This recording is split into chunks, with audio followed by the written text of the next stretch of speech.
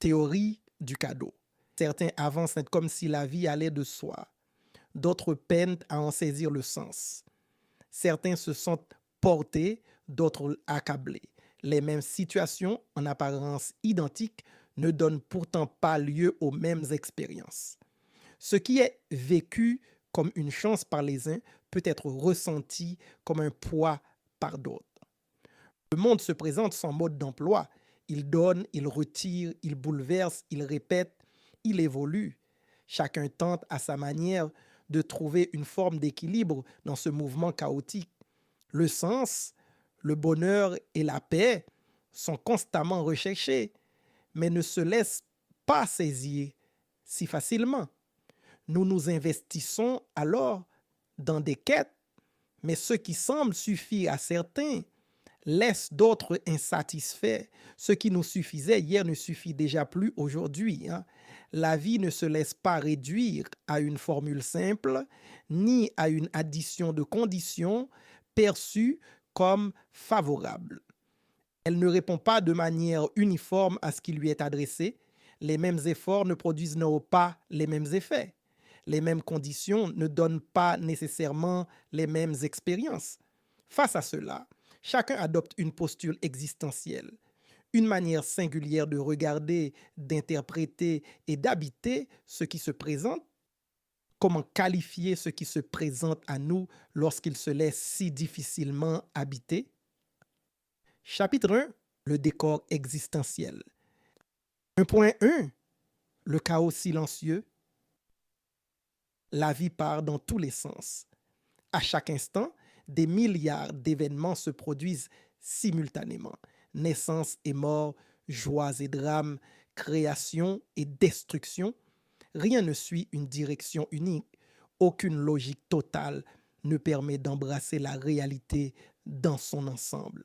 Malgré les sciences, malgré les croyances, malgré toutes les tentatives de compréhension, aucune grille ne parvient à enfermer totalement la réalité. Certains cherchent des réponses dans la foi, d'autres dans la raison, ou les deux. Si la science peut établir des lois et des causalités à une échelle donnée, une question de notre ordre demeure, celle du sens. L'univers, lui, ne livre pas de signification ultime. Les événements se produisent, les faits sont là, observables, mais leur portée, leur raison d'être profonde reste une énigme. Nous projetons alors des significations sur les rencontres, les accidents, les hasards. Ces récits sont nos interprétations. Dans l'absolu, l'univers reste silencieux sur la question du pourquoi. Et même les grilles de lecture que nous croyons les plus objectives ne font que refléter la perspective à partir de laquelle nous sommes capables de regarder. En effet, ce qui paraît certain à une époque peut cesser de l'être à une autre, non parce que c'était faux, mais parce que c'était vrai dans un cadre donné. Toute connaissance repose sur des conditions de validité. Dans un champ restreint, à une échelle précise, une loi fonctionne. Changer de perspective et ce qui semblait universel peut s'effondrer. Cela ne veut pas dire que tout se vaut, que tout est imaginaire. Il existe des vérités solides, mais elles sont toujours relatives à un cadre donné. Elles nous permettent de nous repérer, d'agir, de bâtir. Mais aucune ne livre jamais le tout de la réalité. Tout est plus complexe qu'il n'y paraît, intrinsèquement singulier. Les causes ne s'ajoutent pas comme des chiffres, elles s'entrelacent, se transforment mutuellement.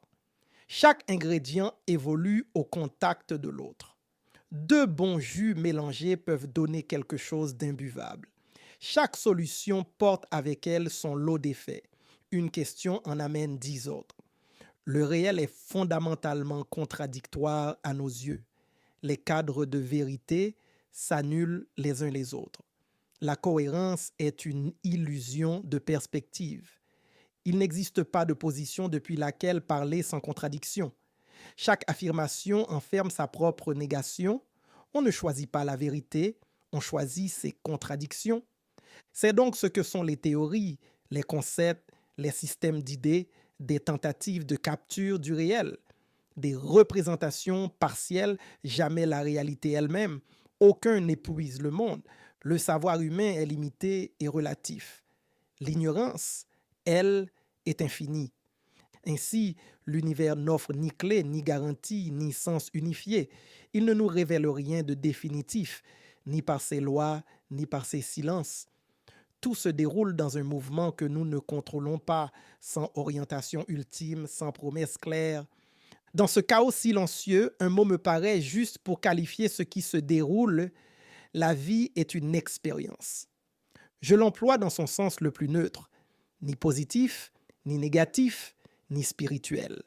Au sens le plus pragmatique et brut, le fait d'éprouver quelque chose, d'être affecté par un événement, un voyage, non une destination, une traversée sans garantie ni justification, dont chaque instant constitue un fragment.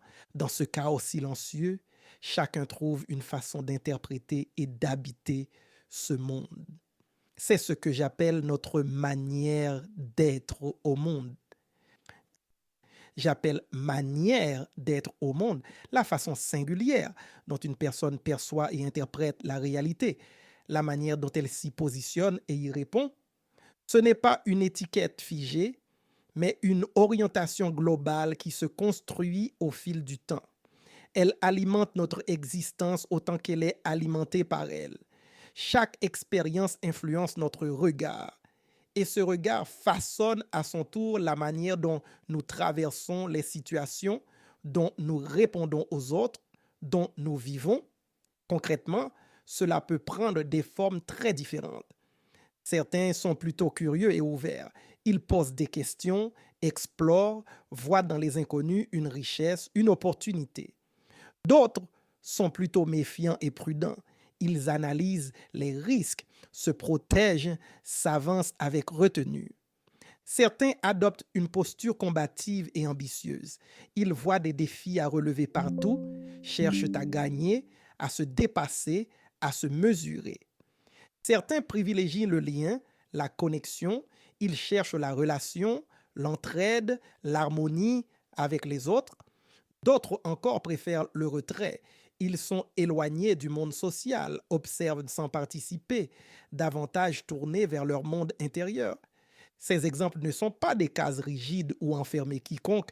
Chacun développe une manière d'être au monde faite de tendances dominantes, toujours mouvantes, évolutives et plus nuancées qu'un simple mot pourrait l'indiquer.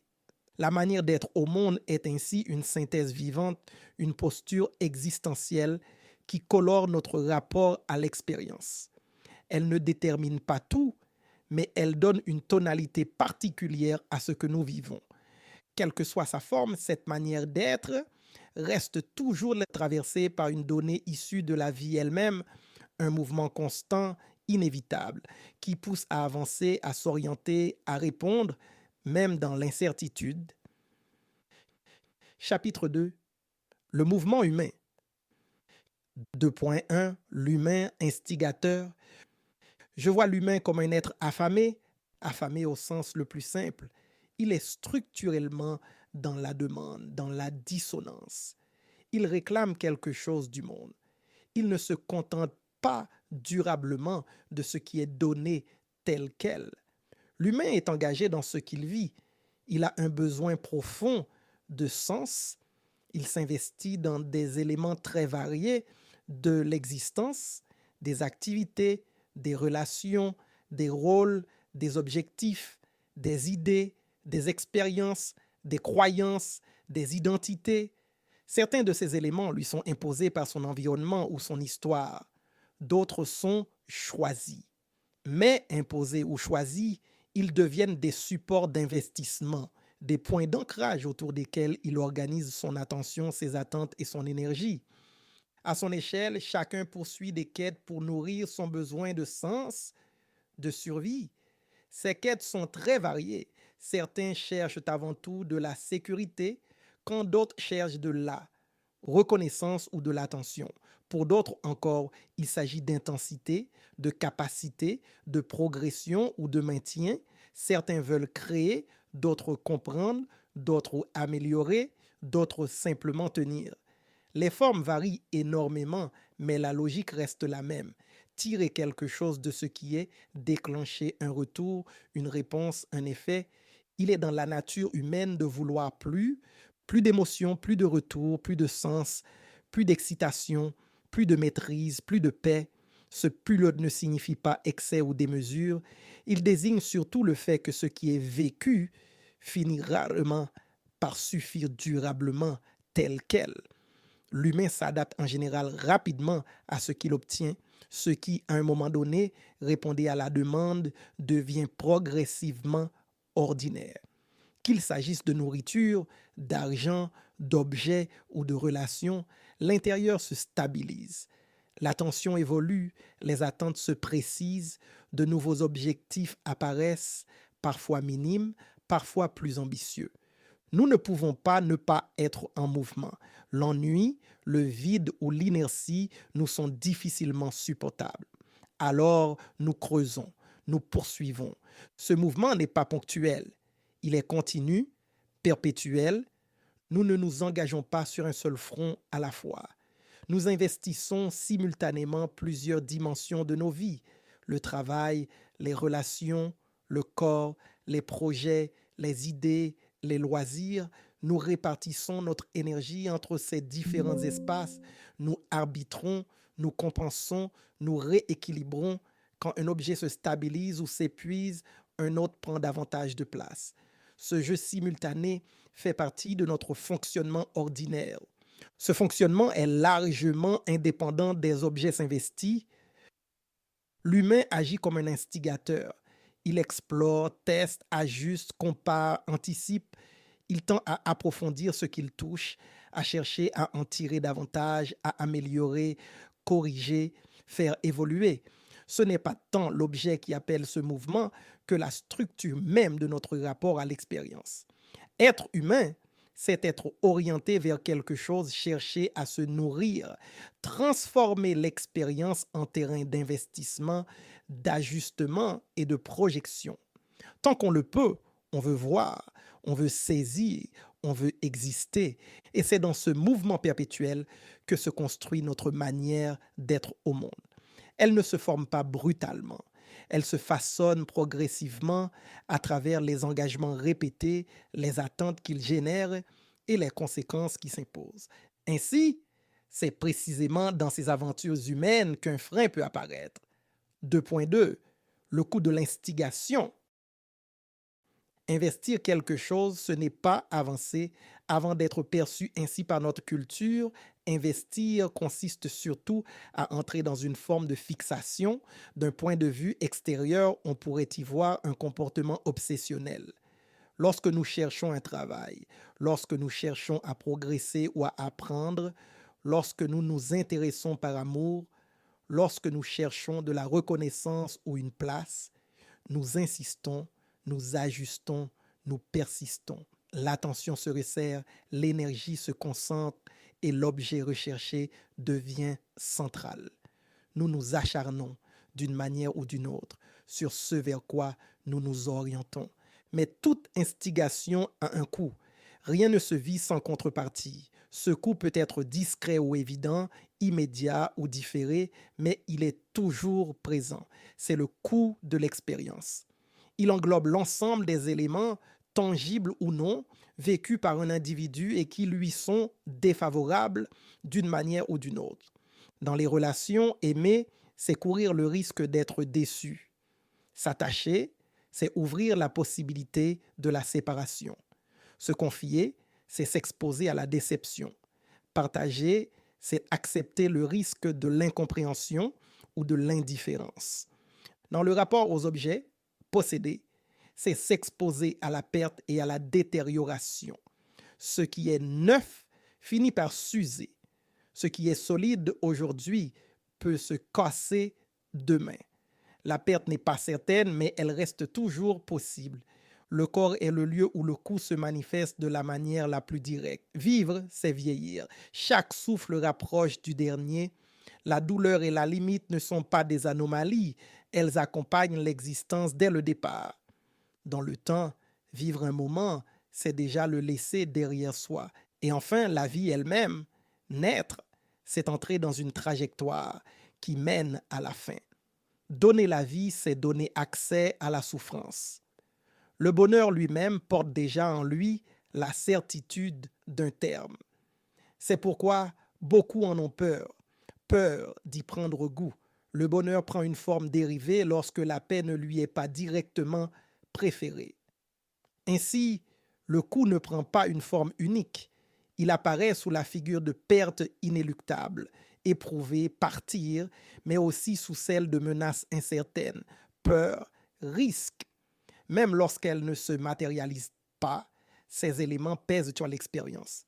Le coup fait partie intégrante de la vie et donc de nous-mêmes. Sa présence est universelle, mais l'expérience que chacun en fait est singulière. Ce que nous en percevons, ce que nous en retenons, dépend de notre histoire, de notre état intérieur, de notre regard. Il arrive cependant que nous soyons davantage marqués par ce qui est défavorable que par ce qui est favorable. Au-delà des différences individuelles, cette sensibilité accrue peut être socialement construite. Elle peut orienter profondément notre manière d'être au monde. Ainsi, une parole blessante peut marquer davantage qu'un mot tendre. Une perte peut rester présente là où un gain s'efface rapidement. Une douleur passée peut hanter là où un plaisir s'atténue. Au-delà de ces variations, certains éléments traversent toutes les existences. La douleur, la peur, le risque, la déception, l'angoisse. Mais le rapport que l'on entretient avec eux varie d'un individu à l'autre, d'un groupe à un autre, d'une civilisation à une autre. La signification qu'ils prennent, le rôle qu'ils jouent, ne sont pas identiques. La constante du coup est donc aussi une expérience subjective.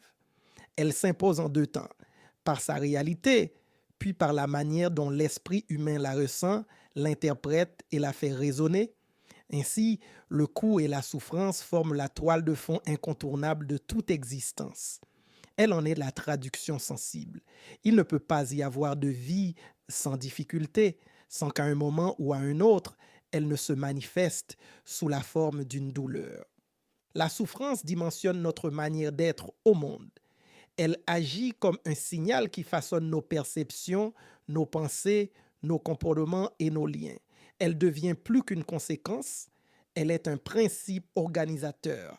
Elle calibre d'abord notre perception, puis oriente nos raisonnements, nos anticipations.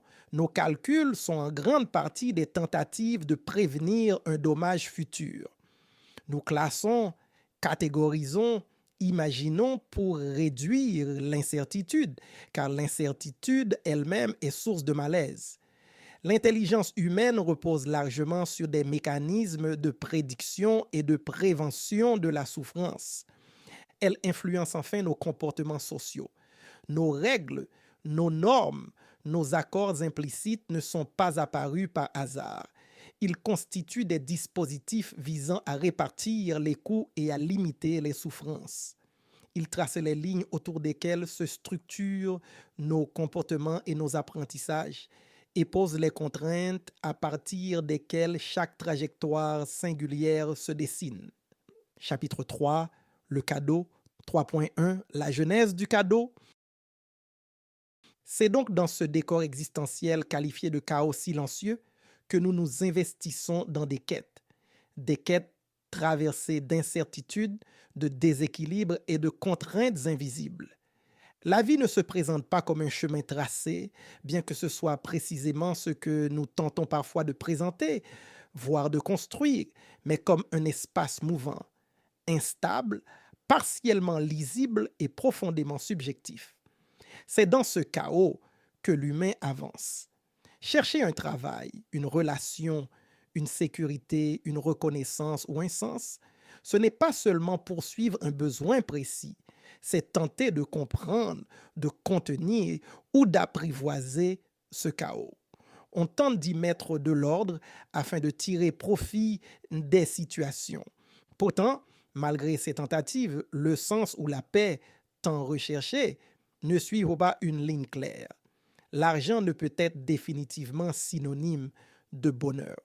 La sécurité peut enfermer la vie, tout comme elle peut lui permettre de se déployer. La nature ne peut être injuste. Pourtant, il est profondément injuste de penser qu'elle est juste. Quand certains cherchent un endroit où dormir, d'autres se sentent seuls dans une maison bien trop grande. Quand certains espèrent être aimés pour trouver le bonheur, d'autres trouvent le bonheur en jouant avec les sentiments des autres. Certains passent une vie cloîtrée au même endroit et font plus le tour du monde que ceux qui sont sans cesse en mouvement. Certains passent leur vie à lutter contre la maladie quand d'autres ignorent même qu'il soit possible de ne pas être en bonne santé. Le travail est vendu comme un impératif à la survie, quand vivre n'est pas un impératif. Nous désirons ce que l'autre a alors que nous possédons déjà tout ce qu'un autre désire. Nous désirons ce que l'autre a alors que nous avons tout ce que nous aurions pu désirer autrefois. Nous construisons des murs que nous cherchons ensuite à enjamber.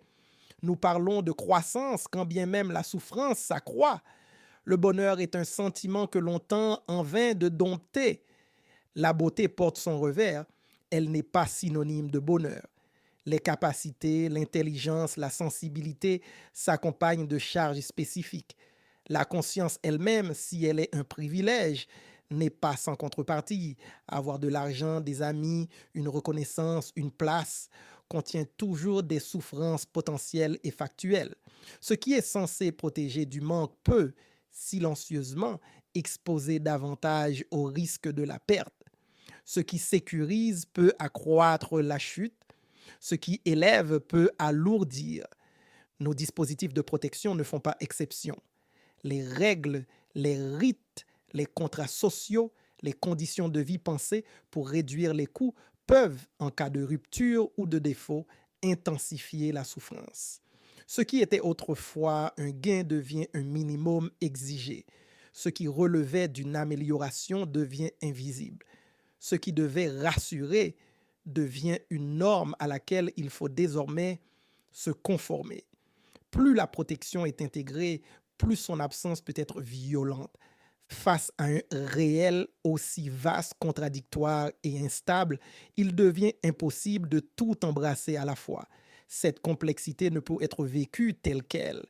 Pour avancer, l'humain est contraint de réduire, de sélectionner, de se donner des directions claires. Il s'investit alors dans des quêtes non par erreur, mais par nécessité.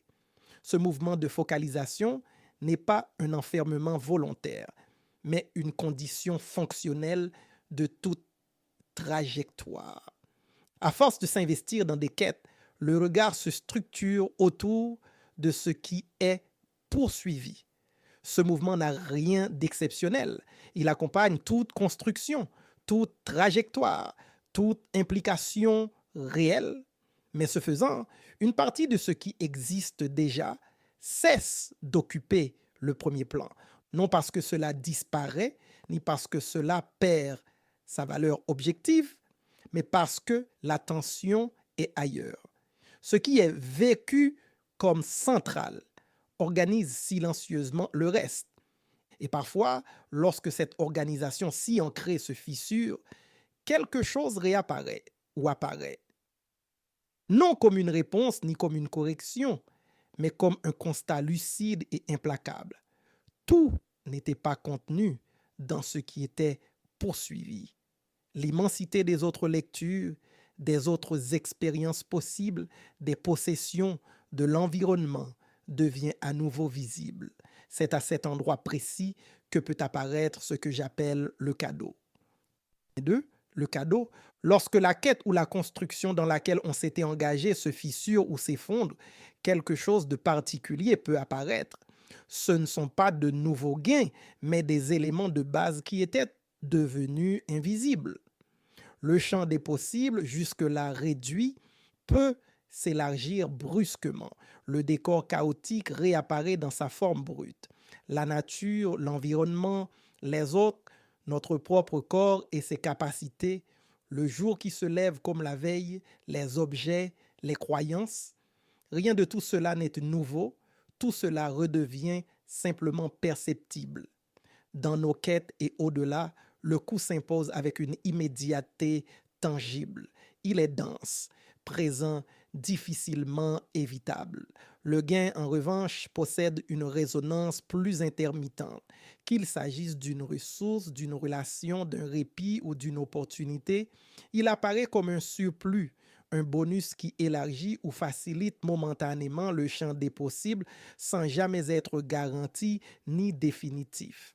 Même lorsqu'il advient, il peut passer inaperçu, être rapidement absorbé ou perdre de sa densité perceptuelle. C'est dans cette asymétrie que le cadeau peut devenir perceptible. Le gain, précisément parce qu'il contraste violemment avec la permanence de l'effort, de l'ennui ou de la souffrance, peut apparaître non comme un dû, mais comme un don au sens factuel d'un ajout non obligatoire à la condition de départ. Le gain existe dans les yeux de celui qui observe. Manger, avoir un ami, disposer d'un corps fonctionnel, un jour de plus, ne rien faire, décompresser, ressentir, n'était ni promis ni requis. Ces éléments ne sont pas des conditions universelles de l'existence, ils sont des ajouts contingents. Reconnaître cela ne transforme pas la réalité. Cela en constate simplement la nature. Ce qui est là aurait pu ne pas l'être. Le gain n'est pas le cadeau. Le cadeau est cette reconnaissance, cette conscience que tout est éphémère, que rien n'est éternel, à commencer par les gains. Il n'abolit ni la souffrance ni la perte, il ne promet ni bonheur ni réparation, il modifie seulement la lecture par moment de ce qui apparaît et de ce qui est. Non comme l'exécution d'un dû, mais comme un surplus contingent, à commencer par la vie elle-même. Dire qu'un élément est un cadeau ne prescrit ni la valeur qu'on lui accorde, ni l'attachement qu'on lui porte. Cela n'impose ni gratitude, ni renoncement, ni optimisme. Le cadeau n'est pas un substitut à la valeur, il en est la condition de possibilité. Selon la manière dont cette reconnaissance fluctue, s'efface ou se maintient, nous pouvons traverser l'existence comme des créanciers frustrés et absents malgré nous, ou comme des êtres attentifs à la présence fragile des possibles. Ce n'est pas une injonction, mais une différence de lecture, une manière parmi d'autres de se tenir face à ce qui advient. 3.3, le fardeau, autrefois cadeau, l'enfant et le piano. Un enfant marche dans un vaste espace rempli de cadeaux, des boîtes de toute taille, de toute forme. Rien ne lui est imposé. Il pourrait en ouvrir une, plusieurs ou aucune. Tout est là, disponible, mais sans obligation. Un jour, son regard s'arrête sur un présent, un piano. Intrigué, il pose ses doigts sur les touches et découvre les premières notes. Fasciné, il explore. Jour après jour, il développe un lien avec l'instrument. Chaque son, chaque vibration devient une découverte. Ce piano devient un trésor, une source d'émerveillement. Le temps passe, l'enfant grandit, ses envies changent. Un jour, il aimerait danser en même temps qu'il joue. Il voudrait que le piano l'accompagne, qu'il soit plus qu'un instrument, un partenaire. Mais le piano reste immobile. La frustration s'installe.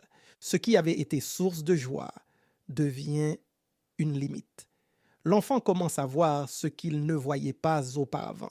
Le piano est lourd, figé, incapable de répondre à son nouveau désir. Le cadeau d'hier lui apparaît comme un poids. Il le critique, le démonte, le brise. Ce qui se transforme, ce n'est pas tant l'objet que la manière dont il est désormais impliqué et considéré. Objet, condition de vie et corps. Lorsqu'un objet est acquis, lorsqu'une moto est achetée après de longs sacrifices, lorsqu'une maison est construite avec soin, apparaissent aussi des coûts certains, la peur de perdre, la crainte du vol, l'entretien, la vigilance. À mesure que l'attachement grandit, l'objet cesse d'être seulement une source de plaisir. Il impose des contraintes. La possession peut se retourner. Ce qui était censé servir la vie commence à lui imposer ses exigences. Les conditions de vie suivent le même mouvement. Un confort obtenu devient rapidement un point de départ. Ce qui était une amélioration devient un seuil. L'habitude efface la perception du gain. Ce qui stabilise peut rendre toute perte plus sensible. Le corps peut suivre la même logique. Souvent, tant qu'il fonctionne, il se fait oublier.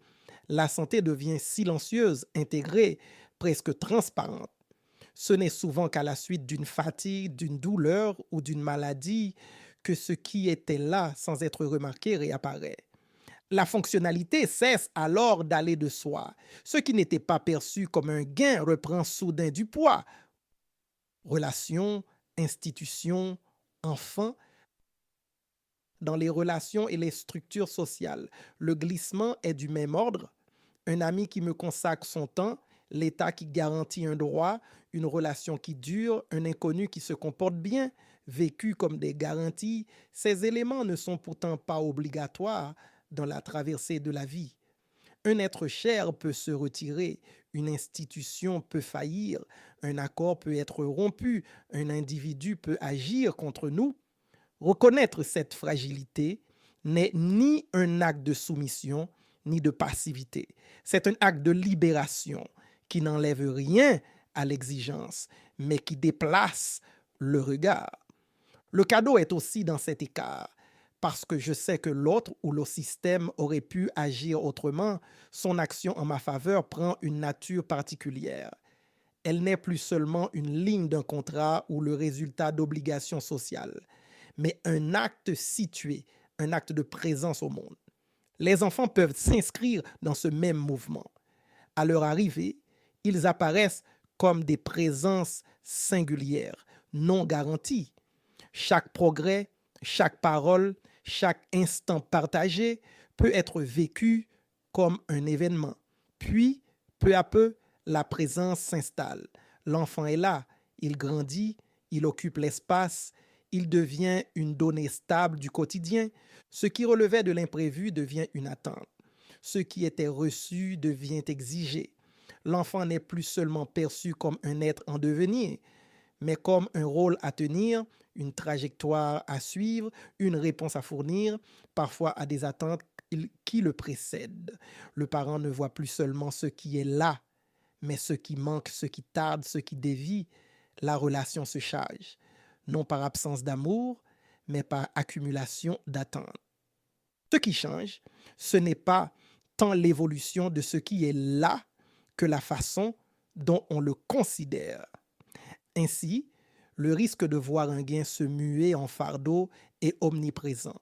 Les quêtes, en se prolongeant, tendent à produire leurs propres exigences et nous obligent à composer avec ce que nous sommes, des êtres en perpétuelle évolution dont une part échappe à toute maîtrise.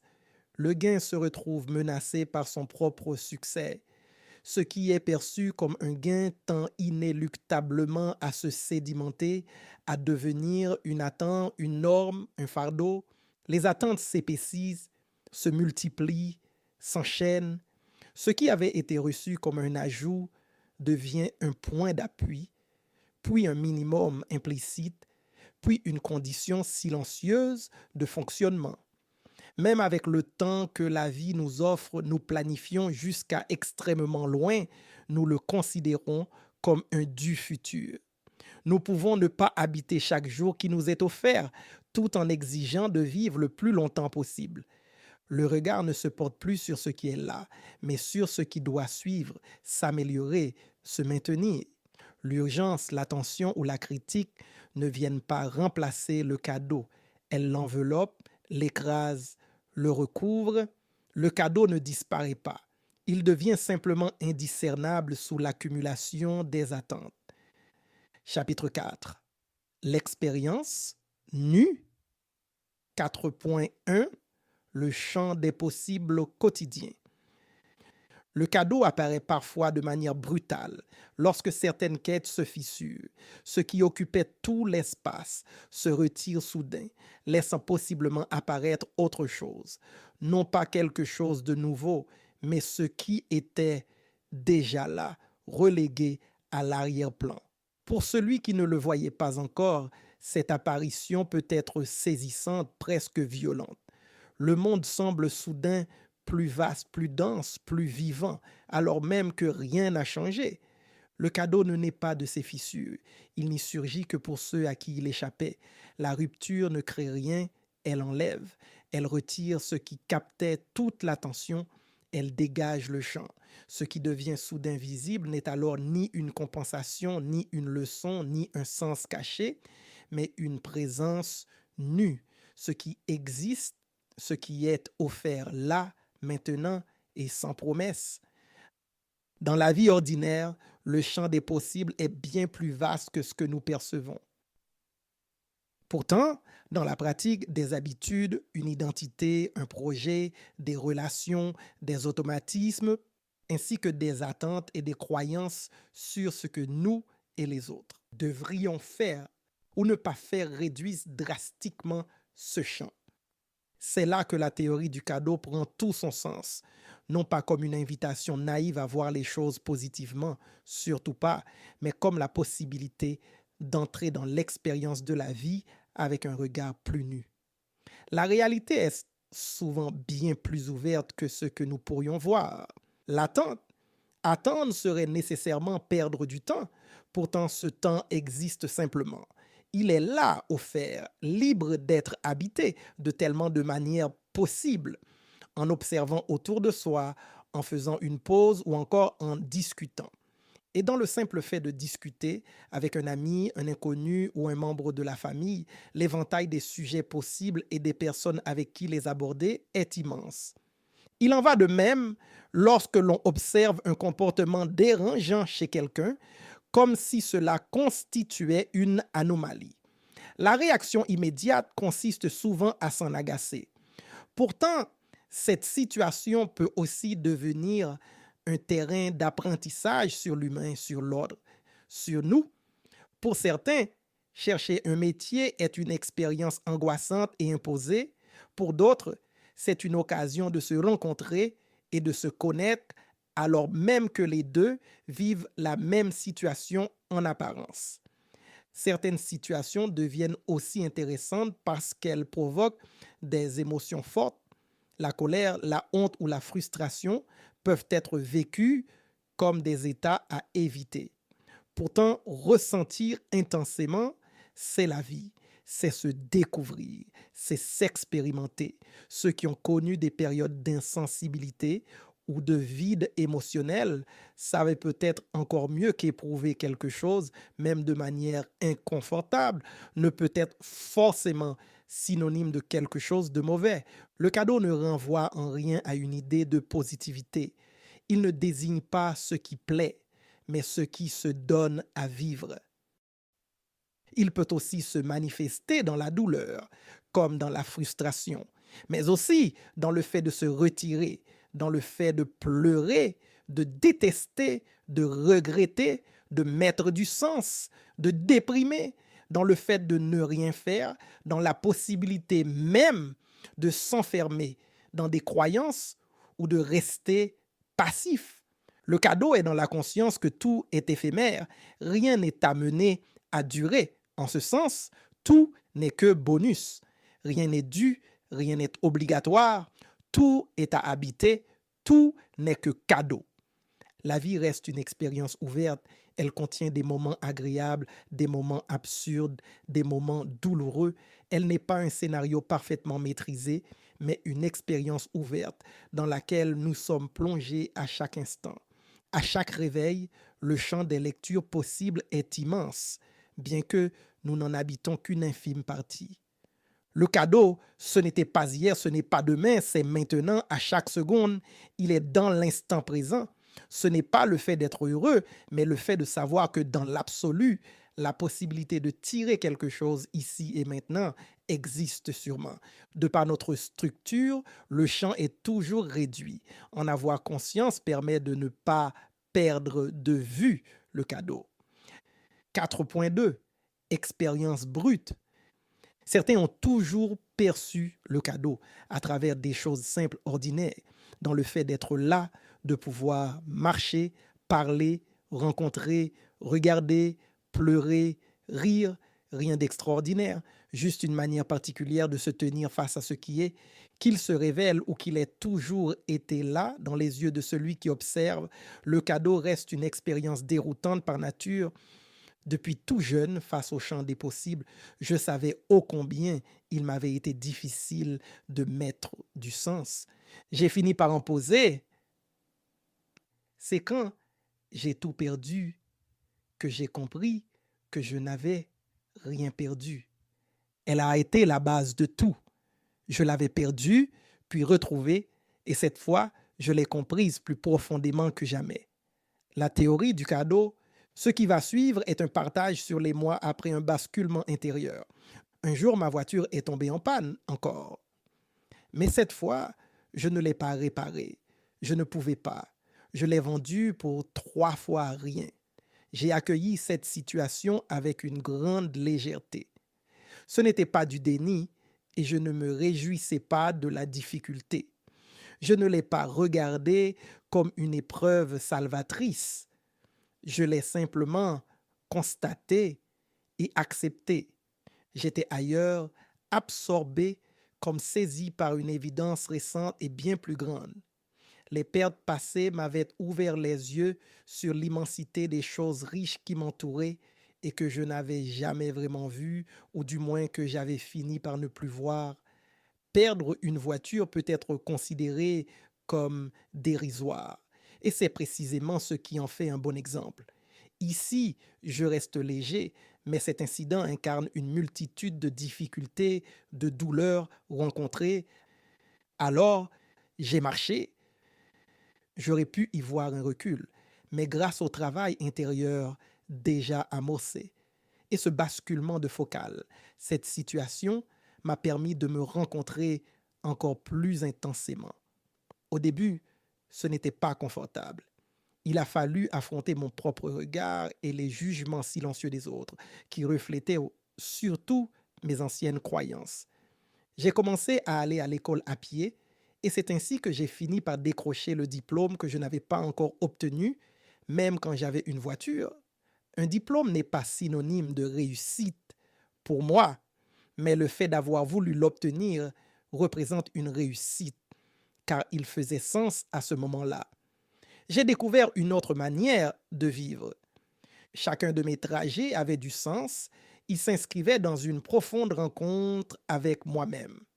J'ai commencé à faire du sport autrement, à courir pour mes rendez-vous sportifs sur des distances inenvisageables auparavant. J'ai transformé encore un peu plus ma manière d'être au monde. J'ai habité chacun de mes moments, là où certaines choses pouvaient paraître insignifiantes. Chaque instant était un pur cadeau. J'ai vu la ville autrement. Il y avait cet homme près de chez moi. Je le voyais chaque jour depuis ma voiture à l'époque. Un regard un peu condescendant, d'apparence insignifiante, un élément du décor. Assis toujours au même endroit, aux mêmes heures, à observer et à ne strictement rien faire d'autre. Et quand je passais à sa hauteur, je le regardais de la même manière que je pensais qu'il me regardait. Mais une fois à pied, jour après jour, mon regard a changé. J'ai fini par voir en lui un calme profond, une discipline admirable, une sagesse. Un jour, je l'ai salué. Il m'a répondu, rien de plus. Mais dans cet échange muet, il y avait comme une reconnaissance, comme s'il avait perçu le changement, comme si, sans parler, on s'était dit, j'ai été con en parlant de moi. La vie ne promet pas le bonheur. Elle ne garantit aucun sens. Face à ce chaos silencieux, l'être humain est un instigateur perpétuel. Il s'investit dans des quêtes, cherche des retours, tente de contenir l'angoisse de l'incertitude et de l'ennui. Mais ces instigations ont un coût, inscrit au cœur même de la condition du vivant, la perte, la souffrance, la finitude. Le coût de la vie ne disparaîtra pas.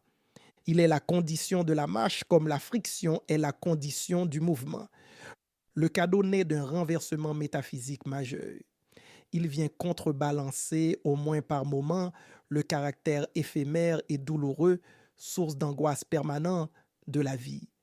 Ici, il devient la condition même de l'offrande. Rien n'est dû. Chaque élément donné n'est plus l'accomplissement d'un dû froid, mais un bonus, un supplément inespéré. Perdre un bonus, c'est revenir à l'état de grâce zéro.